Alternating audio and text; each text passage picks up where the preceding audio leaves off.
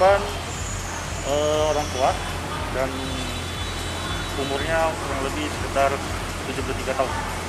Untuk yang berhasil diambil sendiri kan? Dari informasi yang kami dapat, untuk uang yang diambil kurang lebih sekitar 5 juta sekian. Itu dari beberapa yang sempat terjatuh atau semua dari total uang yang diambil? Itu hasil yang terjatuh karena sempat terjadi perlawanan antara korban dengan diterima oleh tersangka.